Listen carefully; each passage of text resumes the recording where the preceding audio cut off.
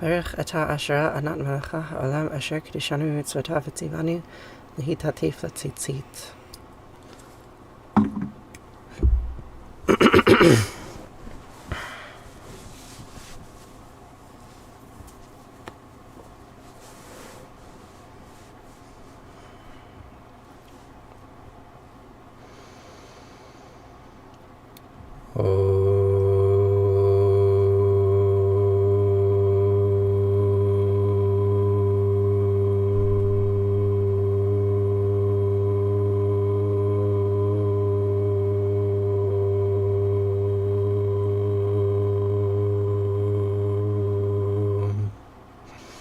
Good morning, Seppi. How are you? Nice to see you.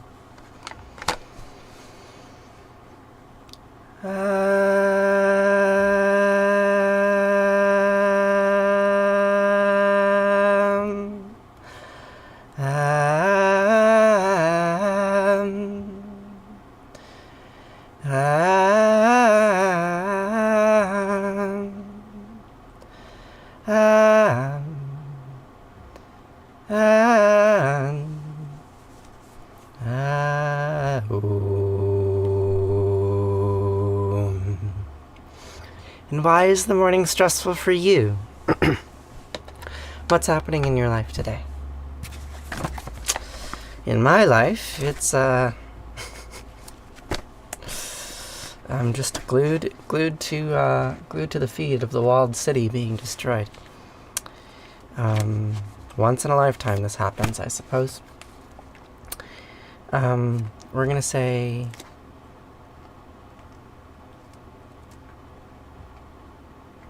you're moving. Yeah, that can be stressful. Moving your home is stressful. That is for sure. So today we're going to say Kaddish. And we're going to say a Shema, and we're going to say the Vahafta. And we're going to read from the book of Ezra about what happens when a displaced people returns to the land that they believe is theirs.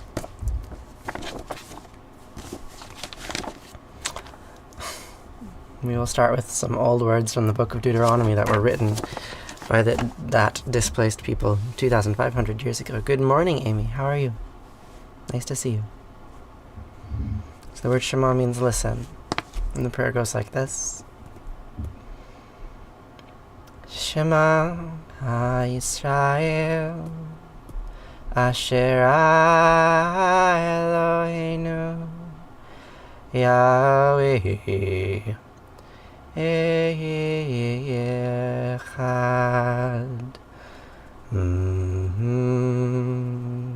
I'm sure they have too. Thank you for the rose, Erica.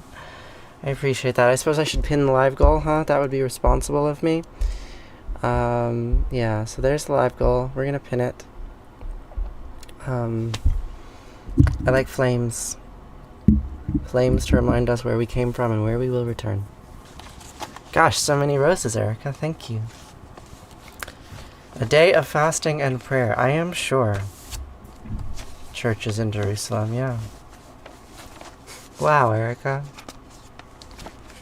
That's so kind of you. Thanks. So, the prayer continues, right?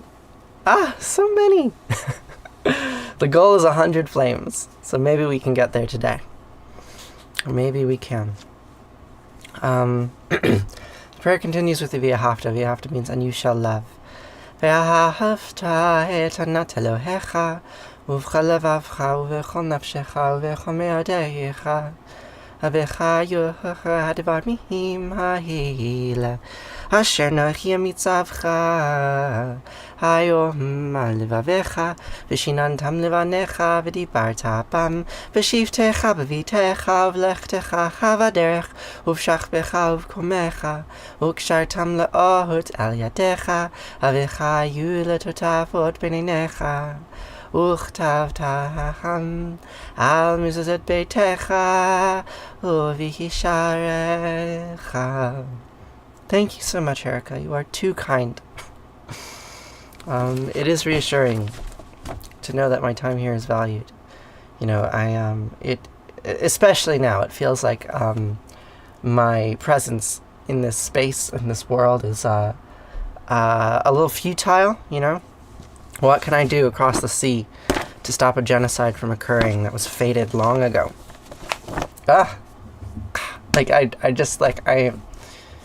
I'm here, it's all I can think about, it's all I can talk about, and it's just so dreadful. What? Venusiano de Los Angeles. Thank you for the flames. Thank you. If you read in the book of Deuteronomy, I'm talking about Gaza. I'm talking about the destruction of the walled city of Gaza, like many walled cities that have been destroyed in that land over millennia. If you read the book of Deuteronomy, right, and you read the section that I just recited to you, the Shema and the Vahafta, immediately after that section in the book of Deuteronomy, I believe it's chapter 6,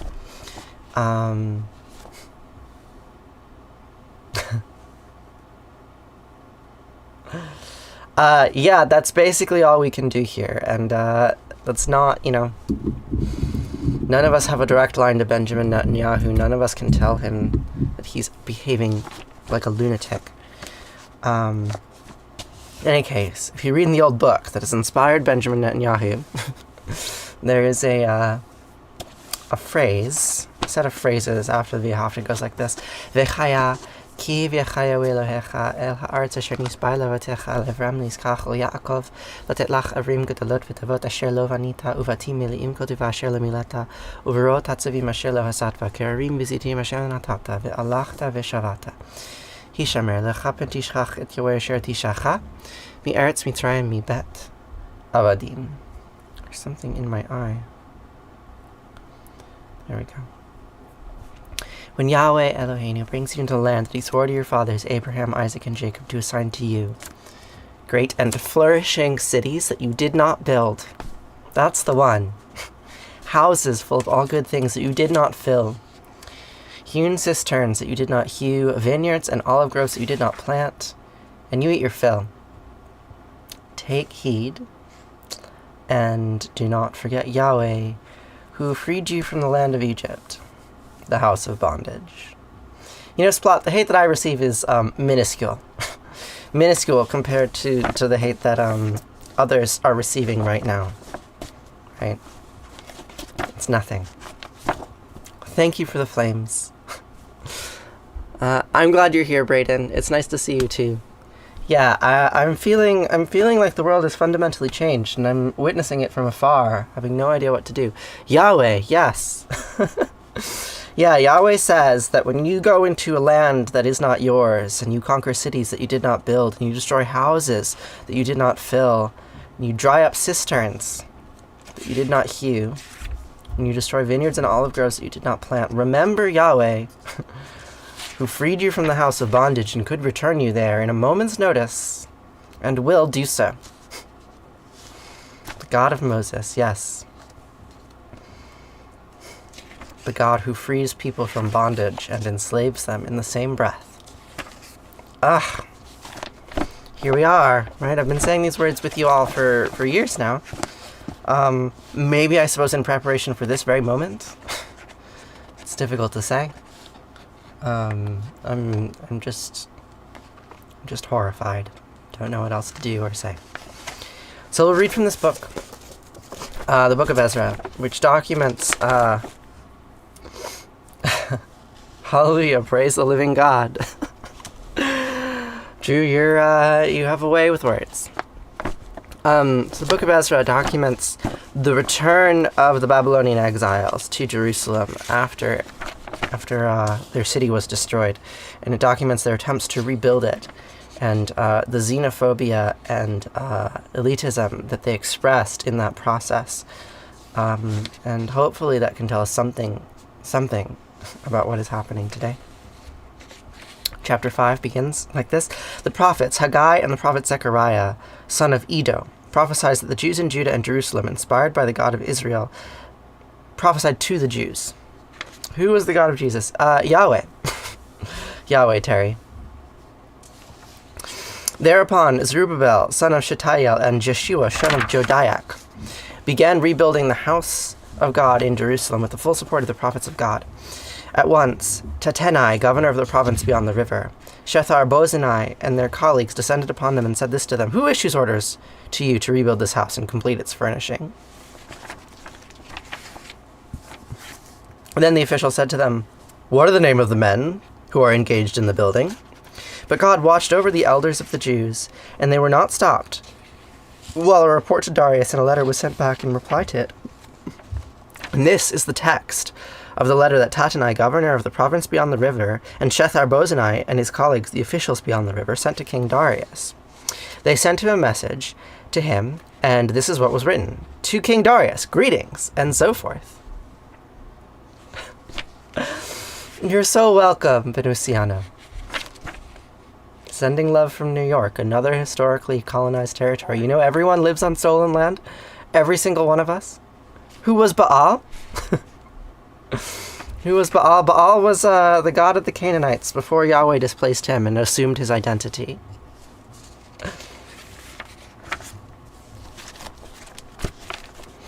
Oh, everyone exploits war to get power. That's why we have war. Didn't you know? It's not a worry. It's just a reality. That's what is happening. That's what is happening, Lexi. I do live in New York, yes. So, to the King Darius, greetings, and so forth. Be it known to the king that we went to the province of Judah, to the great house of God.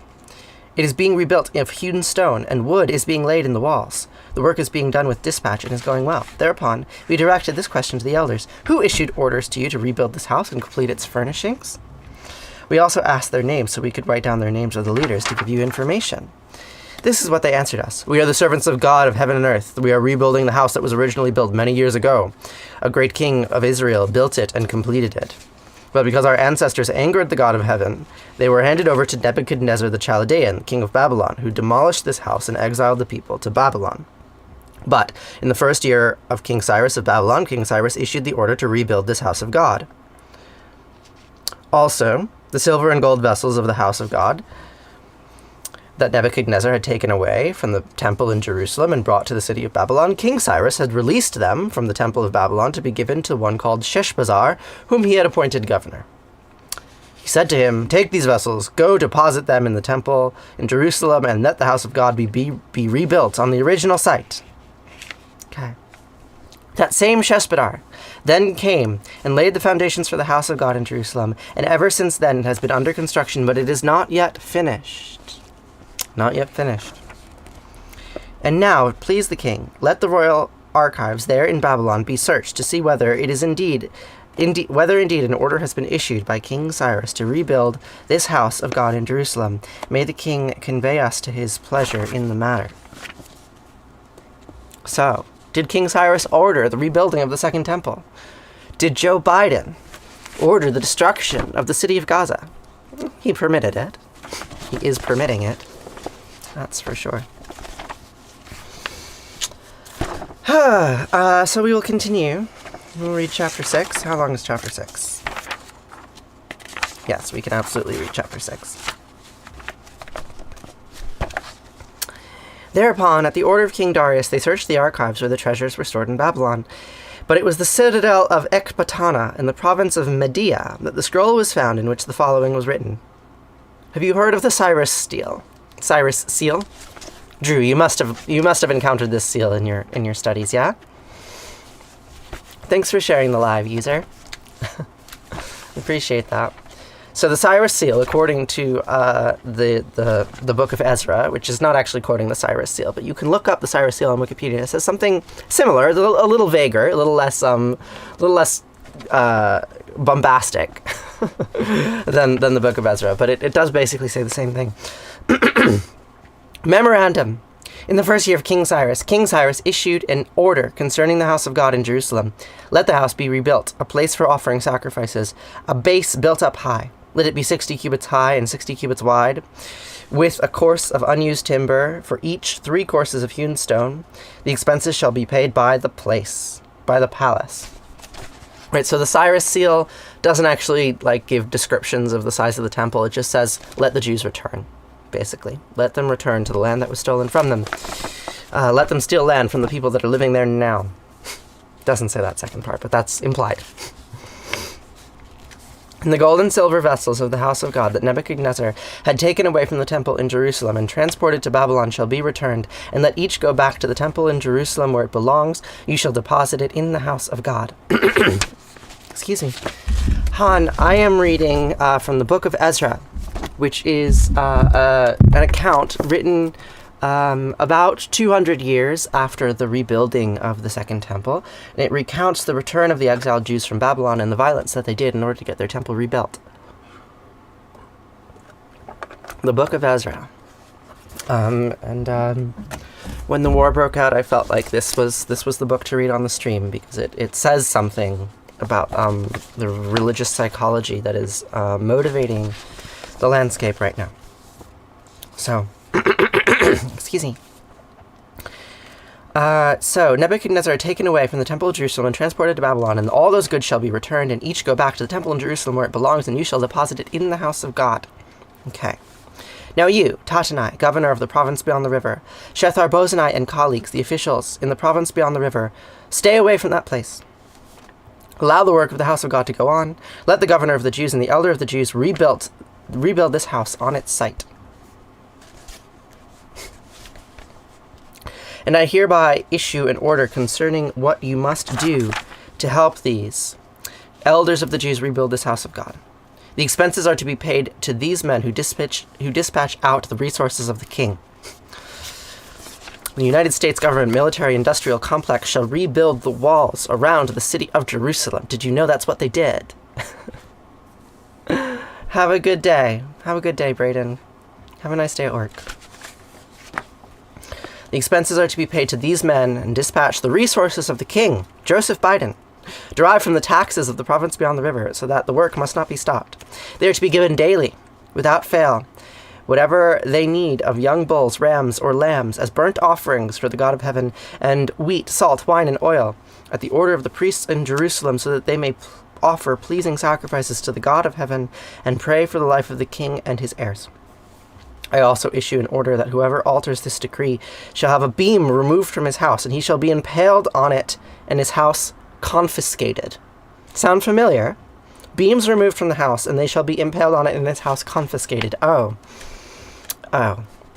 Okay. Good to know. And may the God whose name is established there cause the downfall of any king or nation that undertakes to alter or damage that house of God in Jerusalem. I, Darius, have issued this decree. Let it be carried out with dispatch. And then Tatanai, governor of the province beyond the river, Shethar-Bozenai and their colleagues carried out their dispatch of what King Darius had written, and so the elders of the Jews progressed in the building, and urged on by the prophesying of Haggai and the prophet Zechariah of Iddo, and they brought up the building to the completion under the aegis of God of Israel, and under the order of Cyrus and Darius and King Artaxerxes of Persia. They were funded by a large foreign empire, and said, you may do violence in this place. You may remove beams from the houses of the people who live there, and they shall be impaled on it, and their house will be confiscated if they oppose what you are doing. The house was finished on the 3rd day of the month of Adar, in the 6th year of the reign of King Darius. And the Israelites and the priests and the Levites and all the other exiles celebrated the dedication of the house of God with joy. And they sacrificed for the dedication of this house of God 100 bulls, 200 rams, 400 lambs, and 12 goats. 12 goats. As a purification offering for all of Israel, according to the number of tribes of Israel. And they appointed the priests in their courses and the Levites in their divisions for the service of God in Jerusalem, according to the prescription of the book of Moses. And they returned exiles, celebrated the Passover on the 14th day of the first month. For the priests and Levites had purified themselves in concert, and they were all pure. And they slaughtered the Passover offering for all the returned exiles, and for their brothers priests, and for themselves. And the children of Israel, who had returned from exile, together with all who joined them in separating themselves from the impurity of the nations of the lands who worship the eternal God of Israel. To worship the eternal gods of Israel, A to bit. That's an important phrase. Let's read that one. The children of Israel who had returned from exile, together with all who joined them in separating themselves, building walls, from the impurity of the nations of the land, the other nations who were impure. To worship the eternal God of Israel, they ate the Passover meal. And they joyfully celebrated the Feast of Unleavened Bread for 7 days, for God had given them cause for joy by inclining the heart of the Assyrian king toward them, so as to give them support in the work of the house of God, the King of Israel. So, it tells us a little bit. And we will continue on. We'll read chapter 8 tomorrow. Thanks for joining me in this this morning. So, now we'll sing a song. A little upbeat song, one upbeat song. Thanks, Seppi. I don't want to pray to my maker, no, I just want to be what I see. Not just who I am, but the pink and golden land and that wide, wild sky over me. Help me to the sun, hey, I'm looking everywhere. See, I'm looking to become not the prayer, but the prayer. And I don't want to pray, no. I don't want to pray, no.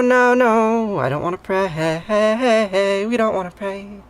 Pray, and it's not much good to talk, better to walk it. Ooh, not much good to take, better to give. We are done, forgiven, and forgotten of our sins, and I promise you, my friends, all that dies will live again. So, pardon, God and Mom, what I'm saying isn't fair. See, I'm looking to become not the prayer, but the prayer, and I don't want to pray, no.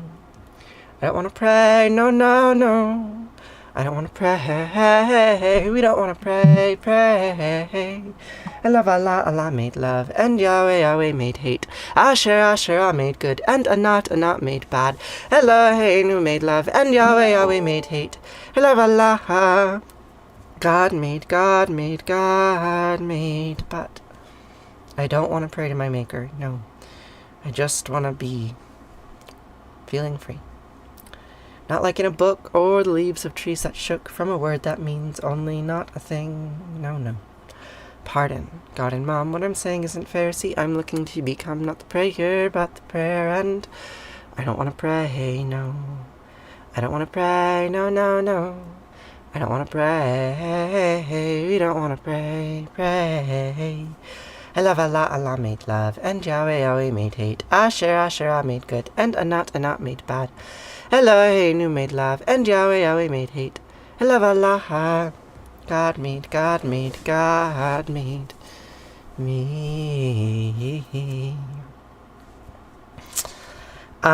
No breakfast this morning, Erica. I do have rice in the rice cooker that is cooked. You might have heard it beep. Where have I been? I've been right here, Stardust Woman. TikTok might be hiding me from you. I know for a fact TikTok has been hiding me from you. My performance in the algorithm game has diminished dramatically. But I've been here. I will remain here. I'm going to be making films for the next 6 months or so. But I have an appointment at 11. I'm talking to my therapist, so I won't be eating breakfast with you all, but maybe tomorrow. I've missed you too, Stardust Woman. I'm glad you're here now. So that was an extended version from the last time you caught it. What did you catch? I have a sore throat this morning. Yeah, I'm still taking care of myself. I'm eating, I'm sleeping, I'm cleaning my room, I'm backing up my data, I'm making plans. I'm fine. I'm horrified, but I'm not suffering. But we will now say Kaddish for all those who are suffering, right? Kaddish for all those people in Gaza. 1 million people who have been displaced from their homes. 1 million people. Can you imagine that? 1 million people told to leave their homes or be killed. Not for the first time, for the second time. Leave your homes a second time or be killed. And the walled city is being destroyed. So we say Kaddish. So we say Kaddish to remember the suffering of all those around us. Right? Kaddish, the word Kaddish means holy.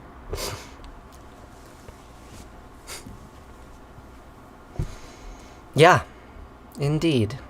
Blue Bond. Indeed. The word Kaddish means holy. It's in my name, right? I feel very lucky to have that name. It's an old word, right? So this is the goddess Kaddish, right? This is a Canaanite goddess. You can see her riding a lion and arousing Egyptian gods left and right. There was a city of Kaddish long ago. You know what happened to it? The walls were torn down and the city was burned. I'm not sure by who. Doesn't really matter, does it? So we say Kaddish for the goddess Kaddish, who is no longer worshipped, and for the Gazans who have lost their homes, and for the traumatized Israelites who cannot help but do violence, and for all those who suffer. All of them.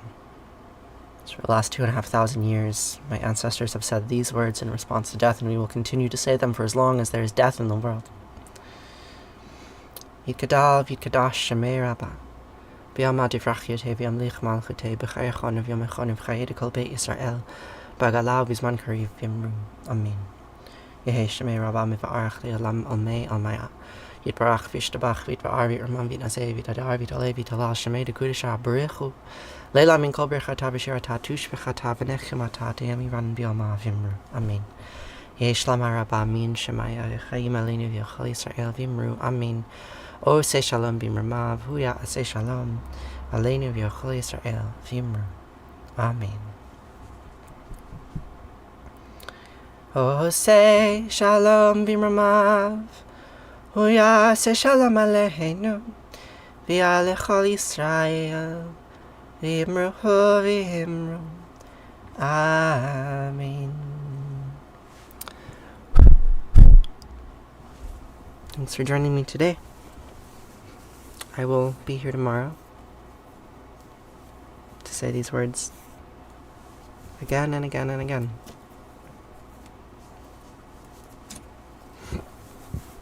So, thanks.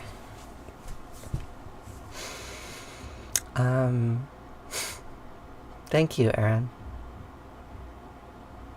Yeah. So if you'd like to be notified when the stream is live, you can check out the link in my bio.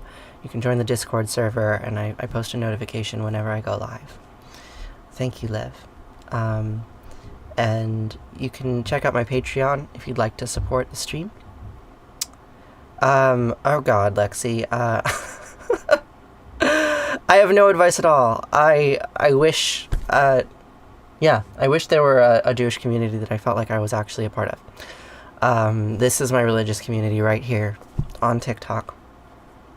What a strange thing.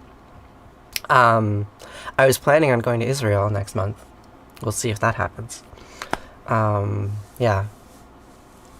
So, keep looking, right? Like, I think if you try hard enough, you'll find what you're looking for, but it might take you an entire lifetime.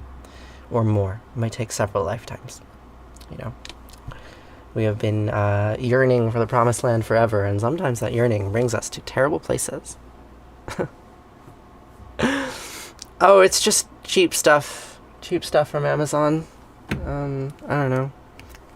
Here's the eyeliner. This one. Yeah. Alright. I must go. Check out the link in my bio. Join the Discord server. We can chat there. And,